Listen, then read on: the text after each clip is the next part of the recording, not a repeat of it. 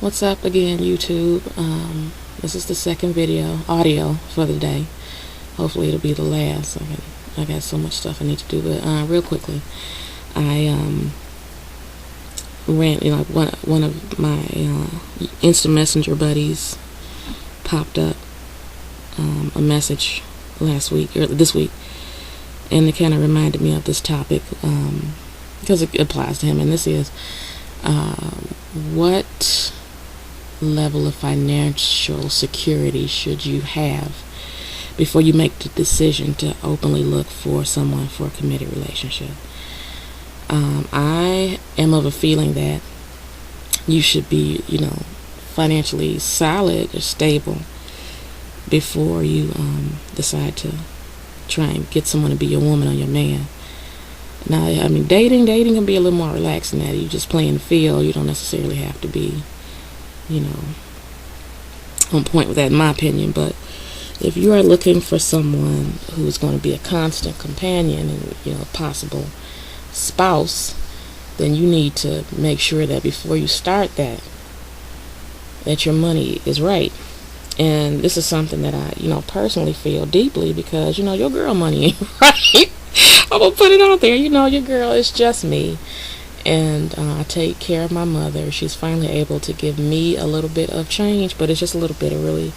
It helps, but it doesn't really give me the impact on, running the house that I need. And so it's basically, me on my own trying to float, my flat, and me and my kids and her flat, and all the expenses, and then also gas, and paying the mortgage, and paying for utilities, and trying to transport everybody everywhere, and all this extra bullshit that everybody in the nation is going through. Everybody, I think, got tighter wallets. So that's why I say dating, you shouldn't be so stringent. But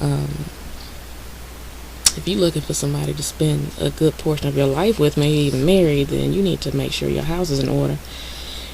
Because, one of the leading causes for divorce is finances. So, if it would apply to that, why wouldn't it apply to your committed relationship? This is like, if your money is not right, you can, and it's the partner, is the reason why your money ain't right. I can't go to the concert because we don't have no money.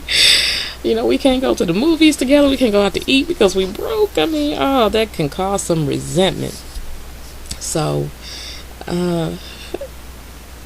he popped up. So his friend, get back to him, he popped up, and it applies to him because he caught me on Facebook, and I guess he thought I was one of those BBWs.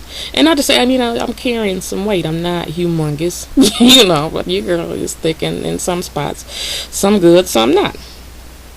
Could I fit that role? Yeah, but I just think that BBW role is more of a lifestyle than necessarily a label.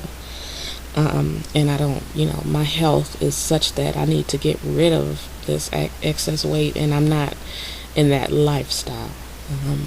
Not to knock those who are in it and are, loving their big sexy status, going with it, but my personal reason not to identify with that lifestyle is health reasons. I got to make sure that I am in shape because I have 2 children. But anyway, so that's what attracted him to me. I guess he thought I was with that because he's a larger fellow himself. I mean, he's large. So he hits me up there and asks me if he can instant message me, and that's fine. That's as far as I let folks go that I meet online. Get to me, it's instant messenger. I mean, it takes months for me to feel comfortable enough that they aren't crazy enough to give them my phone number. And I don't think that he was crazy, but he never got my phone number for reasons I'm about to tell you now. But so we would kick it on Yahoo, and his writing was atrocious. Okay, so that's already killing me. I'm a snob about it. You might not be able to tell, because I speak a little more relaxed in these recordings, but I am a huge snob about the English language, written and spoken. And so to read his instant messengers was to be like listening to a foreigner who was just learning English. I mean, you could not understand on written text what he was trying. That's how bad his grammar, sentence structure, and spelling was. It was completely different from what he was trying to say. So I'm like, well, this dude is mad uneducated. But I mean, he seemed like a sweet guy, so I wasn't like, you know what, you seem like you really uneducated. We can't do this. But it turns out, yeah, he was looking for a relationship. So I'm like, for one, I just can't see you not speaking the way you type. He probably does not speak the way that he types, but I just couldn't get past it, for one. And for two, just getting to know him. He said he was on disability. I never asked what a disability was. He said he was on disability, but he did odd jobs around the house of the woman that he lived with. So, I mean, that's another issue, because I don't know the relationship of the woman that you live with. But I mean, it could be y'all on the up and up, but still, now you dependent on living with someone else. That's another red flag. And then he would tell me, if you've been listening to my videos, you all know I'm an aspiring psychologist, and he would tell me how he was just be laid up in the bed, sad and depressed. And I'm like, well, you need to talk to somebody. Go to United Way. They'll tell you, different places for people you can speak to. And he was like, I want to go, but I don't have a car.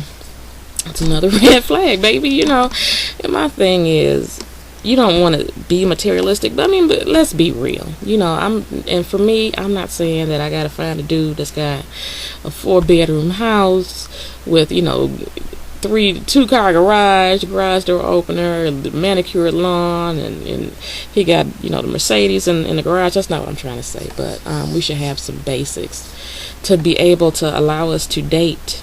If we gonna be in a relationship, I want to be able to not have to shoulder the burden of the courtship. I believe in courtship, and I believe that the responsibility to be courting, it falls on the man and not on the woman. It looks like, I think that he felt that it was okay to approach me as a female for this to occur, because I feel like he has had opportunities in the past to see someone and without a vehicle. Well, who's coming to see who? The woman is coming to pick him up, or just coming to drop by and chill, which is another issue. I think the women made it easier, as far as the transportation goes, and that's not me. I can't. I'm not wasting my gas, so we can sit up at your place and watch movies. That's we need to date. I want to go out. So YouTube, with all that said, as a synopsis, I just believe that you should have your financial house in order before you seek a committed relationship. Because just being broke in a relationship is not fun. Just the stress that the broke partner might be under could be detrimental to the health of the relationship, and not being able to do many things outside of the home. It could be stressful if you're not a homebody. For some people, they don't like to go out. It's perfect, but not all of us feel that way. So how, what's up with y'all? How broke is okay? What's the baseline level of financial stability should you have before you consider establishing a relationship? Let me know what you think.